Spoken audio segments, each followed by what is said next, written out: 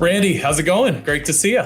Excellent. Great to be seen. Thanks so much for joining us. It'll be fantastic for sure. So everybody, thank you so much for watching. This is episode 133 of the Tech Sales Insights. Really excited to have Vlad Rozanovich. You got it. There you go. Today. Yep. Sorry, I only know. He's got a fantastic executive job at Lenovo. He's senior vice president and president of North America. Also recently took over as the head of the Infrastructure Solutions Group, which is the worldwide data center group. Also does some cool stuff with the, I call it the traditional Motorola mobility business as well. So definitely a lot of great businesses there that you're running. Our title topic is perseverance in a down market. So really great timing for that, obviously. We're sponsored today by Decision Link, who's the value selling sponsor of Sales Community. So thanks to that Decision Link. And as always, brought to you by Sales Community. For those that are members, thank you so much. For those that are not, you can go to Sales Community and go to the link that Tucker just put up there, salescommunity.com/summerfree. And we've got a real impressive group of advisory board members like Vlad as well. So Vlad lives, kind of goes between Cincinnati and Raleigh. Interests besides work and family he's got 3 young kids, which is fantastic, and enjoy those times, 7, 9, and 11. Right. And enjoys being an assistant coach for their sports, and also does some cool family traveling with his wife, Steph. So by way of introduction, we had worked together when I was at HP, and you're running the AMD business, and we did a whole bunch of joint go-to-market things. And certainly it's been great to see the AMD business take off, which I'm sure you had a huge hand in that.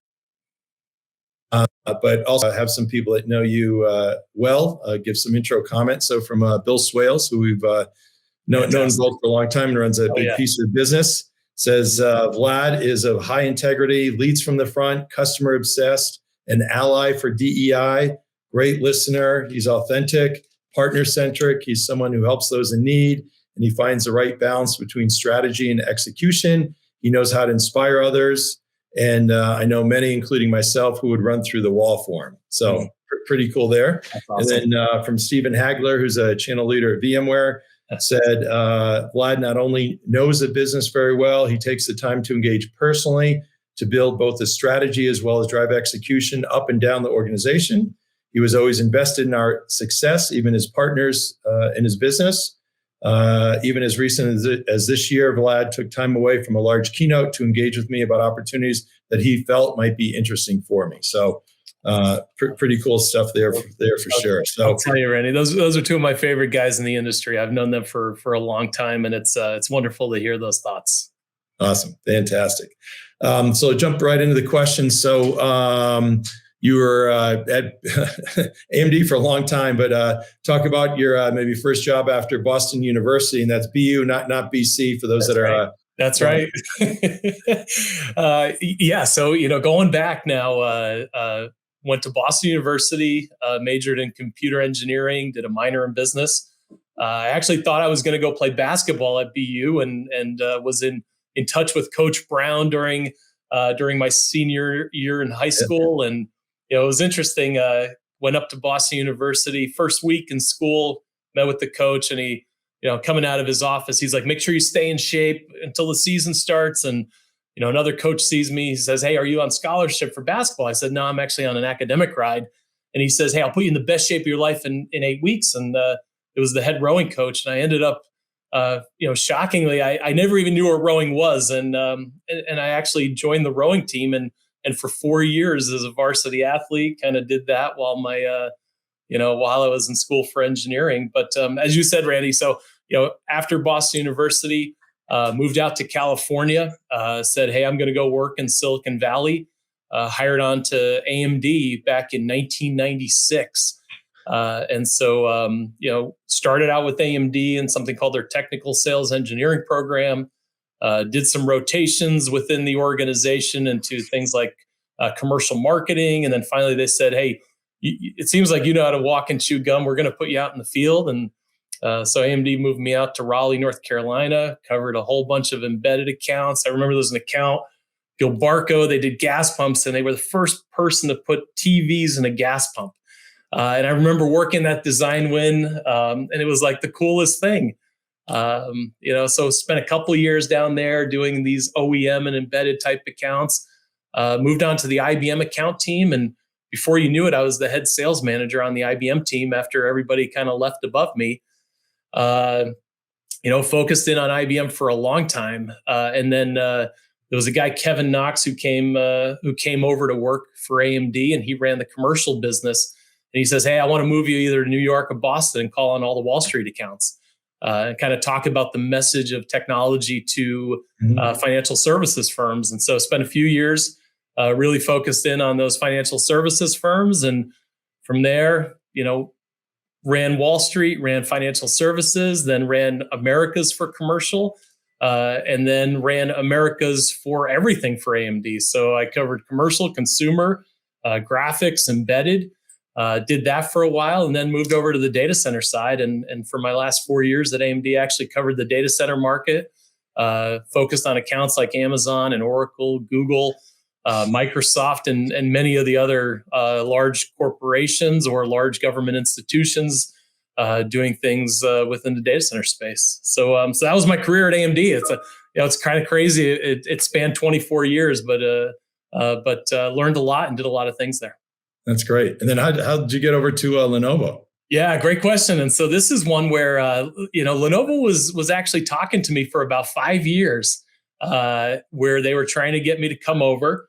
And Matt Zielinski, who was a peer of mine, when I ran commercial at AMD, Matt ran consumer, and then when I ran the Americas, Matt ran all of our multinational accounts. And so Matt and I were on the same staff, reporting up into the Chief Sales Officer, John Byrne, who's over at Dell now. Yeah. And so we worked on the same staff for years and years. And, maybe about 5 years ago, 6 years ago, Matt said, "Hey, I need you to come over to Lenovo to run the commercial business." And I said, "Nah."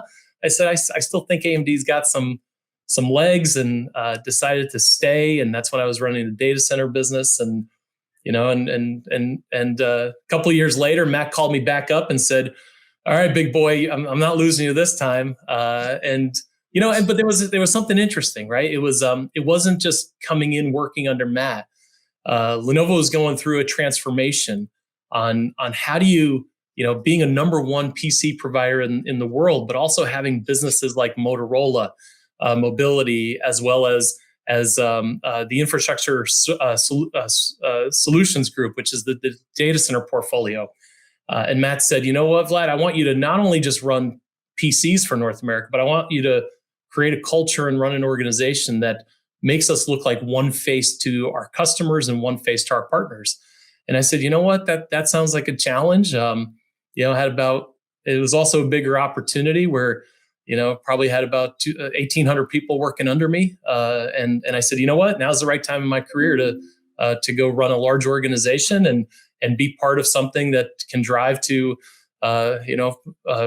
hopefully somewhere between 15 and $20 billion as a region." That's awesome. Yeah. I mean, nothing better. I mean, just think about the impact that you have on all their lives. I mean, yeah. I mean, you're sitting there at kickoff and you just see it's, them and their families, and, that's the real impact that you're making, right? Agreed. Yeah. It's one of those people first philosophies that I've always had, which is if you put people, it was an old saying that we used to live by in one of my previous jobs, where it said, people first and products and profits will follow. And it's still something that I hold true to this day, where if you take care of your people, if you invest in them, they can just do amazing things. Absolutely. And you have for your FY24, your theme is one team, one dream, full throttle. That's right. So one team, one dream. And that actually goes, it aligns to that statement you made, Randy, about, why did I come to Lenovo? And it was the concept that Matt and YY, our CEO, pitched to me, which is we want to be one face to our customer base. We want to be one face to our partner base. Because the organization ran in silos. It was the PC division, the data center division, the services division, and the Motorola division. And what they said is they wanted somebody to come in to be the face of how do you put all of that together? How do you engage with our partners to create this kind of what we call now this Lenovo 360 approach, where it's not just about selling, smart client solutions. It's about selling an entire portfolio, and it's about selling the entire company on why do partners want to do business with Lenovo. Yeah, awesome. And I should have said earlier, so for those watching or listening along, feel free to ask any questions or make any comments along the way here as well. And we have, as always, Tucker behind the scenes pulling them up for us. So Tucker, thanks for your help. Now, you also recently visited the inside sales team in Morrisville. Mm-hmm. And I know that inside sales is really important to your go-to-market engine, right? Yeah, no, there's, it's interesting. When we look at our entire organization, it's not just the outside field sellers that make everything work. It's the inside organization, the support staff, the day-to-day work that they do in order to really kind of support not just the outside sellers, but really have that interface to the customer.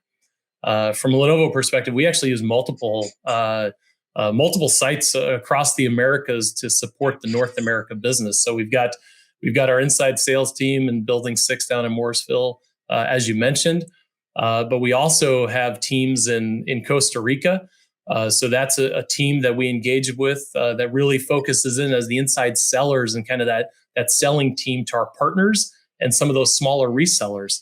And then we also use the team in Argentina for engagement when you look at things like lower cost jurisdiction and how do we add more people, how do we add more headcount to make sure we have a better touch point out to our customer and partner base.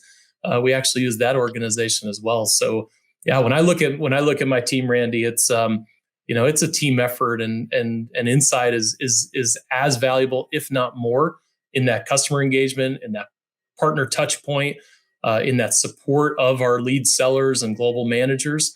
And how do you service the customer and how do you service the partner as best as you can? Awesome. That's great. So I got to ask you, it must be pretty funny for you having Intel as a partner. It's crazy. 24 years at AMD. It was the one thing, even when I go back, though, I always tried to have good relationships with my Intel counterparts. I still remember there was a day where Jay Parker was the North America president of Lenovo. And me and CJ Bruno were in the same room because we were sponsoring something. And I walked right up to CJ and I said, hey, I just want to introduce you. I'm the guy who's your competitor, who's trying to win as much business as you are. And, even now, I talk to guys like Greg Ernst almost on a weekly basis. Just an amazing group of people. They've run an amazing business for a very, very long time. And in fact, one of the things I think is I think in some cases Intel's tried harder to get to know me over the last couple of years and make sure that they service what Lenovo needs, which is a really nice thing. That's great. Yeah, I caught up with CJ a few months ago, but classic industry legend for sure. So Absolutely. We have a question here from Eric Giesel. Thank you, Eric. Given the current economic challenges, how has Lenovo's service business, SSG, helped address customers' challenges? Great. Well, Eric, first of all, Eric's a new hire to Lenovo, so welcome. We actually knew Eric back in his HP days as well. Just a tremendous asset in understanding the as a service business. And Eric actually brings up a good point, and it's one of the things that I was actually going to spend a little bit of time talking about later is when we start thinking about what adds value to our customer base. We're not in the business. None of us are in the business anymore of selling devices to customers. We're in the business of selling outcomes. We're in the business of selling solutions. We're in the business of listening to customers to understand where their pain points are. And one of the things that we've done, which is our solution and services group that Eric's actually part of at Lenovo, is how do we make sure that we look at our customer base and start delivering those solutions, services, what we call TrueScale, which is our business to engage with customers to say, hey, if you don't want to have that typical buy-sell relationship, let's talk about business relationships that may be as a service. And so they could be on the client side. They can be device as a service on the client side. They can be on the data center side. If you look, some of the obvious choices, are things like data management as a service. When you think about the storage needs of all customers and companies, it continues to exceed every day. And a lot of companies don't understand what is the storage growth that they need to prepare for. And so TrueScale device or as a service is really something that we at Lenovo look at as how do you change the conversation to be a product sale to an outcome sale?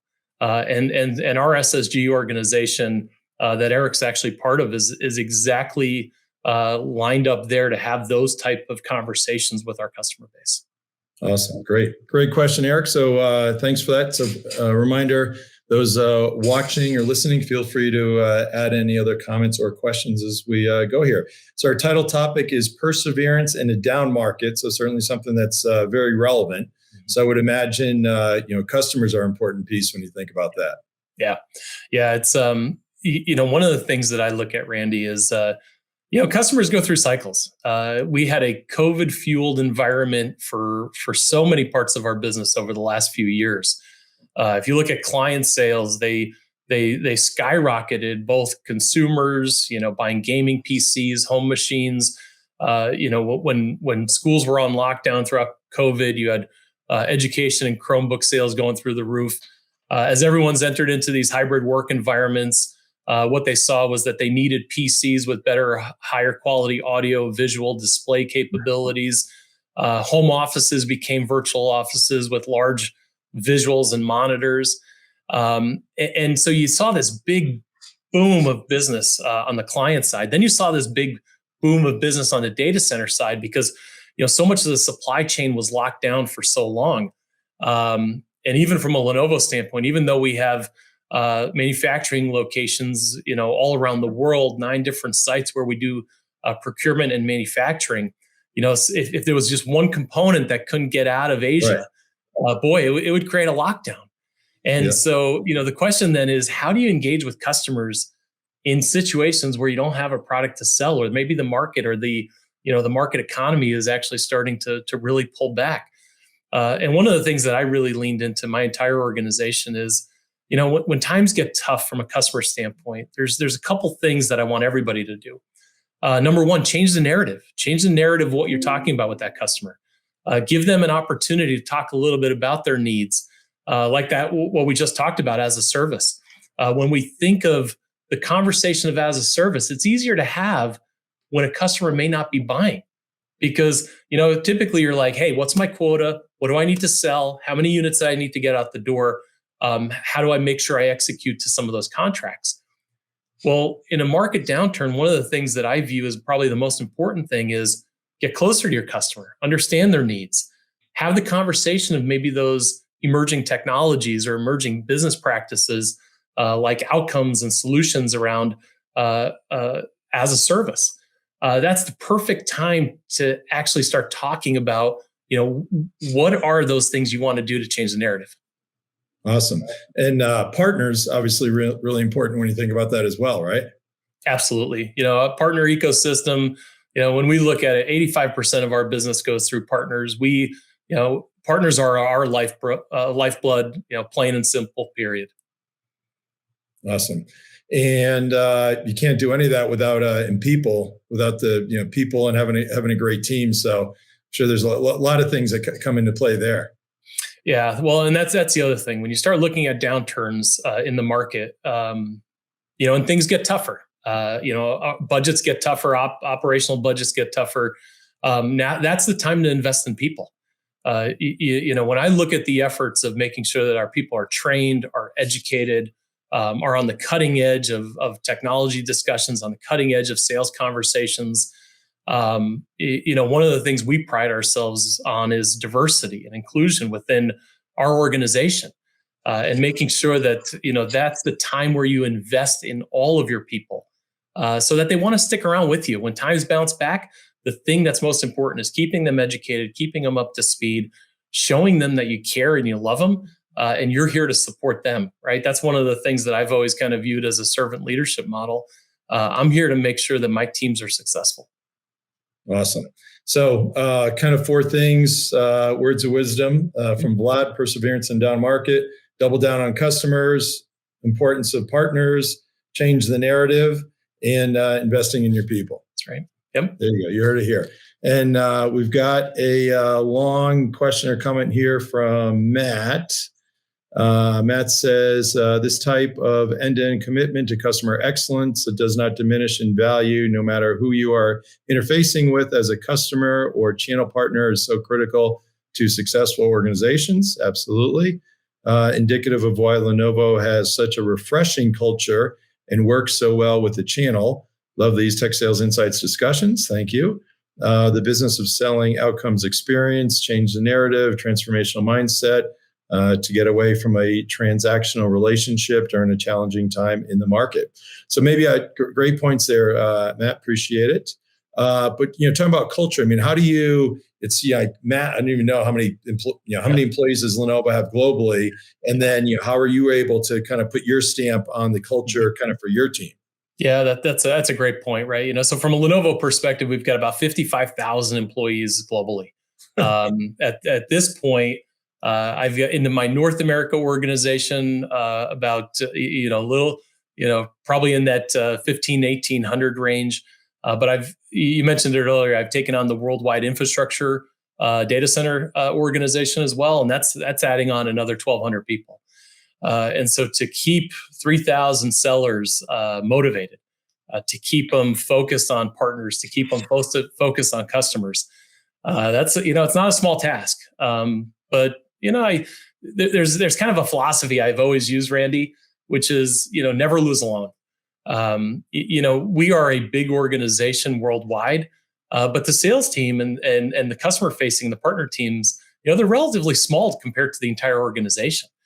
And one of the things that I really tell them is, we're a team. We pinch hit for each other sometimes. Sometimes you bring in the closer when necessary. Sometimes you give it to the running back to get across the goal line. The reality is you don't want to lose alone. And if you feel like there's a threat of losing alone, that's where we kind of need to double down. And that's where you regroup, and that's where you say, hey, this is what we need to go do. And I'm always willing to be part of that. If the team wants me involved and being the quarterback, I'll be happy to do that. If they want me to be a blocker, I'll be happy to do that. So for my philosophy, never lose alone is one of those things that it's part of my culture. It's part of kind of what I've instilled in my team. There's an old sales exec that told me something that I still value to this day, which is I'll never ask you to do something that I won't do myself or I haven't done. And that's also something that I think is really important from a sales executive standpoint, a sales management standpoint. People who get told from the ivory tower on here's how to do it, or here's what I need you to go do, without actually trying to do it themselves or saying, hey, I'd be willing to do it myself. I think it just builds a lot of credibility into the mindset of the people when they know, their leader is actually going to be kind of, managing from the front lines. Absolutely. So thanks for that, Matt. And then Michael Brewer asks, how can TrueScale help clients reduce their CapEx expenditures? And maybe for those that don't know, explain what TrueScale is. Yeah. So TrueScale is Lenovo's as a service offering. It could be on the data center side, storage side, client side. And so there's a couple things here, right? Not everybody has a one size fits all footprint of what their IT data center needs are, or IT client needs are. And so really what TrueScale is it's a way to actually, take it beyond just leasing, but really kind of creating a productivity on demand. And the way Lenovo does it on our data center side, we measure everything through our xClarity console where, we actually bill via power usage to say, okay, you know what, if you turn it on and if it's being utilized, that's when we'll charge you for that asset. It really helps, the cloud guys started this game a while ago where it said, okay, you know what, I'm only going to, you as your company grows, as your startup grows, here's how you actually fulfill that need. Well, what we've done is we've taken that to a different level to talk about things like, what about hybrid cloud solutions with a OpEx model? Or what about, putting product on site and actually paying for only what you use? Or owning everything end to end. So you own everything from asset deployment to imaging to white glove service, all the way through asset recovery on the backside, all as a service model. And so when I look at it, today Lenovo probably manages about 1 million client devices on a worldwide basis, where we own everything from asset deployment to asset recovery using ESG requirements. And so those are things we do on the client side, but on the data center side, it's that model of giving a customer that flexibility so that they can kind of adjust into it rather than being a fixed expense. It really goes a long way in how we service our customers and partners. Awesome. All right. Well, thank you, Michael. And Kevin Quinn asks, are there any vertical industries that lend themselves to as a service more than others? Kevin, what I've noticed is that anybody who's kind of been born in the cloud, right? It's those types of customers who are the early adopters to say, hey, I'm willing to have this scalable model. But then you have this dynamic of, okay, what about privacy? What about security? What about generative AI within your four walls of an infrastructure where you want to make sure you keep that? Or what if you live or work in a country and your IT infrastructure is governed by regulation bodies? To me, one of those things that I've seen is as a service, it started off with these born in the cloud type of companies. But then when people have figured out that there's regulations needed, especially in some of those areas that I've mentioned, they love the idea as a pay as you go, but I want to own that information within my four walls. And I think security, especially in data center and storage, is such an important part of the as a service model, where you can kind of have that infrastructure in your four walls, but have a model of something like what the cloud providers have offered over the last decade. Awesome, great, thanks. So again, others, thanks for those that have asked the questions or comments. Anybody else, feel free to keep them coming in. So now, over the years, I'm sure you've had several mentors. Any kind of one or two in particular, and any specific advice you've received? Yeah, it's.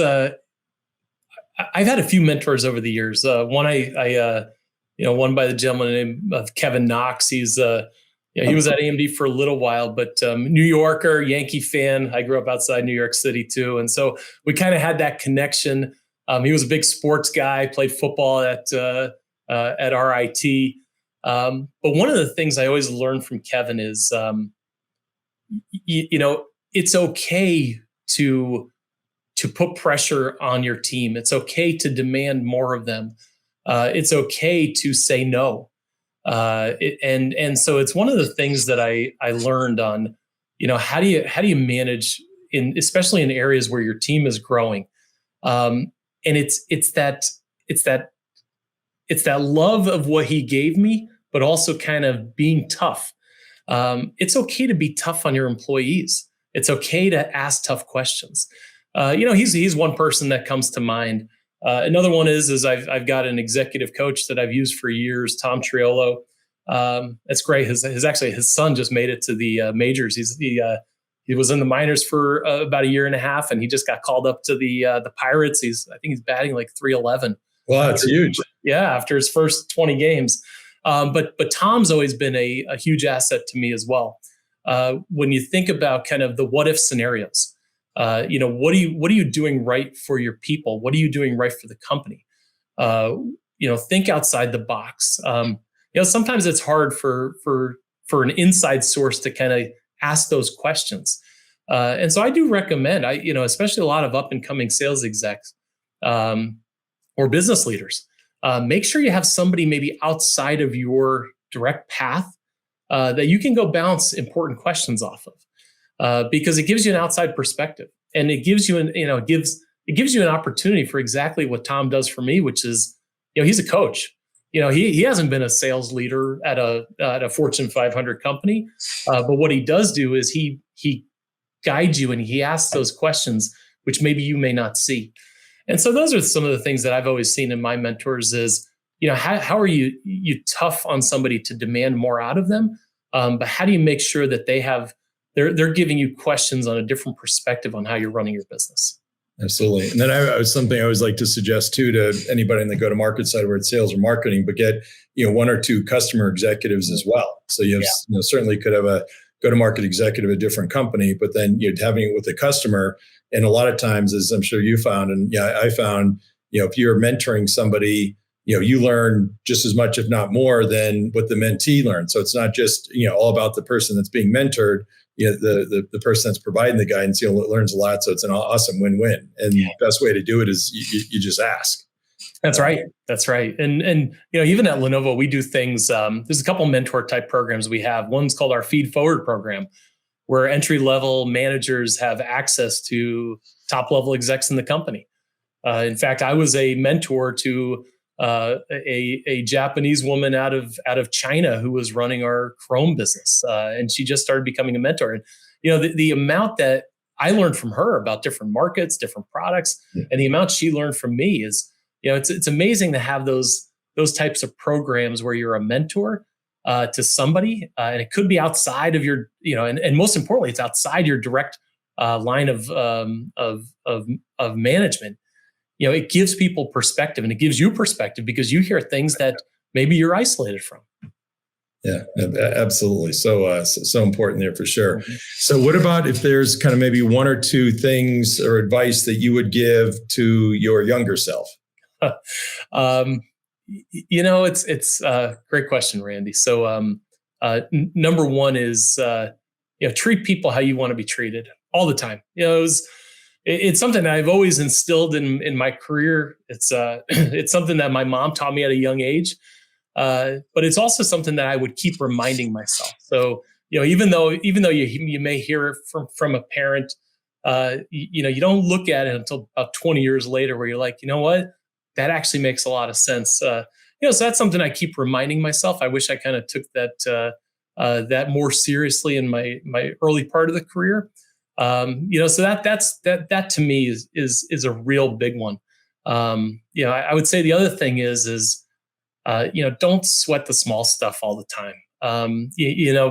And this being in athletics, your whole life and with your boys, you need to be able to bounce back.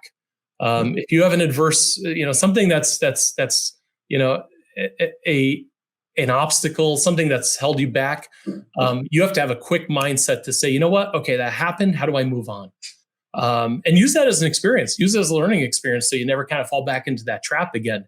But being able to bounce back quick, don't sit there and think about the what ifs. Say, hey, okay, that was a decision we made. It didn't turn out maybe how we wanted it to. I learned something. How do I make sure I bounce back and do something different, but do it quickly and make sure it doesn't hold you back as part of your initiatives. Awesome. So much wisdom there. Now, what about moving on? The importance, sales ops has always been important, but now kind of rev ops and the tools and analytics and everything that's out there. It's crazy, isn't it? Well, yeah, it's overwhelming, right? But it all has value, right? Ultimately, what do we want to do as tech leaders out there? Tech moves so fast. And it's probably one of the reasons that I've been in tech my entire career. I love the fast-paced environment it gives you. But how do you make sure that you are engaging with partners, engaging with customers in the right way as fast as you can? As we start seeing this transformation to more digital, more analytics, being able to have data and act fast on that data, and having partners and customers be on a digital journey where they get what they need at an instantaneous rate, but then they have access to a subject matter expert or an executive when they need to. That's important, and it's something that I've looked at as when we as Lenovo look at how do we better engage with customers, how do we better engage with partners. It really is. It's at the speed of technology, and we shouldn't be afraid to look outside to say, these tools will help us enable a better interaction with our customers, a more fulfilling interaction with our partners. Those are things that we look at all the time. Maybe sometimes, Lenovo has a big IT organization. A lot of times we fall into the idea of, do we build it or do we buy it? And so the most important thing is making sure that as a leader of a region and as someone who's running sales and marketing and operations, making sure that those tools are being used to make the most informed decision, not only for the business, but also for every customer and partner situation. So for me, it's an important part of how we manage, how we execute, how we drive fast, and how do we take share ultimately. Oh, that's awesome. So say if there's some kind of, I'll say, rev ops or, sales and marketing SaaS companies out there that want to sell, I'll say to Lenovo or to sell to you, what things do you particularly look for? Analytics, right? So, I mentioned generative AI earlier on the call.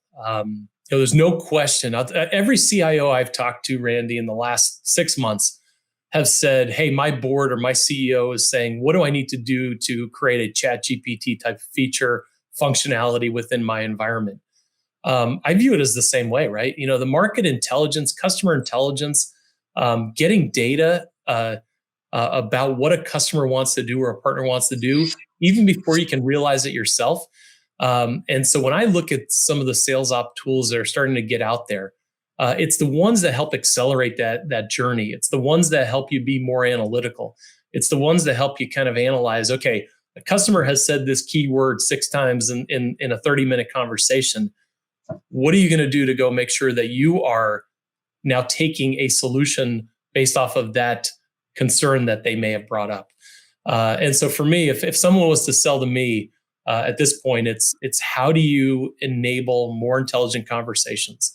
How do you track data more effectively? How could you forecast, even in parallel to the inputs that your team is putting into the CRM system? How do you forecast your business from a revenue, a margin standpoint, more accurately than you have before? All those types of conversations are things that would be interesting to me on driving business within the region or around the world. Awesome. Very cool.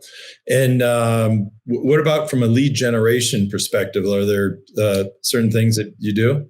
Well, it's interesting. Lead gen is probably, one of the biggest things that we're doing right now at Lenovo is, I talked to you about kind of the siloed businesses and this concept of one Lenovo and Lenovo 360 that we're doing. One of the most important things is when you have organizations that may be touching different parts of a customer, having those lead generation passing internally is probably the most effective lead passing that you can do, right? Because it's warm lead to warm lead. It's maybe different business units that are focused on different parts of a customer, but then can come together.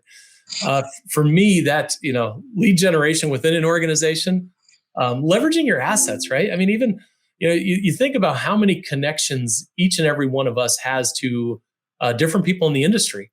It may be somebody you're selling side by side with came over from another company and they have amazing LinkedIn connections with somebody that at a corporation that you're trying to get in the door of. Well, taking advantage of some of those navigation type tools on who has those connections, who has those warm introduction possibilities, is probably one of the most important things that you can do. The other thing we've been doing at Lenovo is looking at, what alternative routes to market do you look at? In the retail market, for instance, we see small businesses now starting to buy even more through retail. I know it's not necessarily lead generation, but it's how do you change your mindset to say, hey, I'm going to use some alternative routes to figure out how I service certain customer segments. And so those are all things that I keep an eye out for. But lead generation, lead passing, acting on it is the most important thing. By the way, if you get a lead passed to you and you don't act on it, it's a waste of money. It's a waste of time. Making sure that your management team is really enforcing the fact, follow-up, touch points, engagement. It's a key part of being successful. Absolutely. What was I going to say? Oh yeah. So on, if you think about, you mentioned a lot of different, sales leaders and, different CEOs. Are there kind of one or two others that you kind of call out that you especially respect? Yeah, it's being in technology is a lot of things that I look at, and I'm always amazed. Every CEO I meet with, I always learn something from. Whether it's like a Chris Leahy at CDW or Joyce Mullen over at Insight, or the Schwab brothers over at D&H. I learn something from every meeting I'm in with them, or even Lisa Sue. Right, I spent a lot of time under Lisa when she was there, but also time under Rory Reed and Jerry Sanders and Hector Ruiz. Every CEO I've worked with operates their business differently. And so I do a lot of listening when I'm engaged in some of those CEO type meetings. I see organizations that are all trying to do something that even we at Lenovo are trying to do, which is how do you satisfy customer demand more effectively, more efficiently, and how do you become true partners? And it's something that I think about in every CEO meeting that I have is what are we, what am I doing? What is Lenovo doing to go help enable the journeys that our partners or our customers are on? To me, those are really real important data points. And so when I see CEOs like the ones I mentioned that I admire and I look up to and I learn something from, they have tougher jobs than what I have. And if I can model some of my behavior, if I can model some of my thinking off of the way that they do it for their businesses, it's an awesome thing to see. No, that's awesome. So for your kind of sales team, you mentioned your kind of the marching orders, kind of what you're doing, how are you doing it? How do you really make sure kind of from that one team perspective where you got inside sellers, you got your sellers, you've got people that are focused. You mentioned that, about the leads. So if I'm selling, you're kind of as a service offering, and then there's another offering you want to have a sell, kind of how do you really make sure that happens? And can you kind of formalize it? Comp plans always are a pain to change. So the best way is you want to drive the behavior through compensation. So are you able to kind of really affect that, or sometimes, especially big companies, you need like a 6-month runway? It's a good question, right? And it's probably a topic of conversation I have more than you think. How do you motivate sellers through compensation? There's always going to be your baseline revenue margin components, but then how do you make sure you put that incentive there, whether it's through a spiff, a retiring of quota at an accelerated rate? How do you pay, as a service model? One of the things we see is, to close an as a service contract, many times it takes over 9 months, but in many cases, some of our sellers are only on 6 or 3-month quotas. And so there's this thought process of, man, I don't even want to have that conversation around TrueScale because I don't know if I'll be able to hit my near-term targets. And so those are always questions that are kind of burning at me is, how do we ensure we have the right sales compensation models? How do we incentivize in the meantime? I'll tell you, one of the things we do is when we look at areas of opportunity for those businesses that we want to grow fast, making sure that there's compensation structures aligned to ensuring that there's always either the stick or the carrot. And you kind of want to do a little bit of both, right? You want to make sure that there's enough of a stick to say, this is the future of where we need to go, but there's enough of a carrot where people are going to willingly do it. And for me, it's probably the thing as a leader of a geography, the face of the company in North America, the leader of kind of our worldwide organization. What's important to get those the seller's mind share so that what they're presenting isn't necessarily what's best for them at that 3-month quota period, but what's best for them to keep that customer for a 1, 2, 3-year time frame. And that's one thing that I always try to stress to my teams is, act in the moment, but always think about the future. Because if you don't think about the future and if you don't plan for yourself to kind of think about it, one of the things that I always, when people kind of ask me, they're like, Vlad, when you wake up, what's the one thing you think about? Do you think about that day's revenue attainment for a region? And I said, no, actually what I do is I think about where do we want to be a year from now? And what actions do I need to do to make sure I'm lined up for where we are a year from now? Then what actions do I want to do to make sure that we're lined up a quarter from now? Then what actions do I want to make sure we're lined up to do today? And so for me, it's that think back process for where do we want to go? Where's, as Rory Reed used to say, you need to skate to where the puck is going. You can't just sit there and say, okay, well, here's where the market is today. You need to kind of set the direction of where you want to be a year from now, and then you kind of backtrack it in order to say, here's how we want to fulfill that strategic goal. Awesome. So great. So time flies here, but you've been a fantastic guest. Thank you so much. Oh, thanks, Randy. So since we've known each other a bit, I'll ask you, and if there's anything you don't have to say, but any PG Randy stories?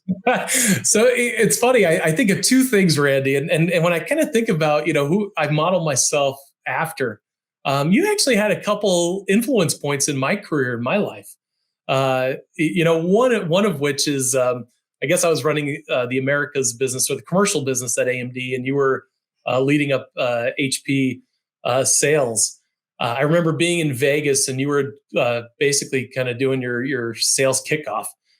And I remember you being in the back of the room and sprinting to the stage, and you probably couldn't talk for about 5 minutes after you got to stage. 5 hours, yeah. I mean, you were on a full-on sprint, and I loved it. And I said, that's passion. I said, that is a guy who's willing to do everything it takes to get his team motivated and get everybody excited. And so it's funny, but at every sales kickoff that I've run, I always tell myself, don't sprint to the stage. So that's one thing, Randy, that I recognize that you did. And it was great. And the other one was, it was one of these where we were sitting in your backyard with Terry and Dan Belanger and a few other guys. And one of the things that taught me was, to be successful in business, you kind of have to open up, your house to your coworkers. They need to get to know who you are. And having those business meetings in your backyard over breakfast, that to me, it taught me a lot. It said, hey, here's somebody who's willing to open up their life, their house, in order to go partner and be successful. And so those are two things, Randy, that I know you influenced me on, and I'm eternally thankful, so that I'm not out of breath on stage, but also so that I recognize that, this is what we're in. It's about people. It's about people. It's about relationships.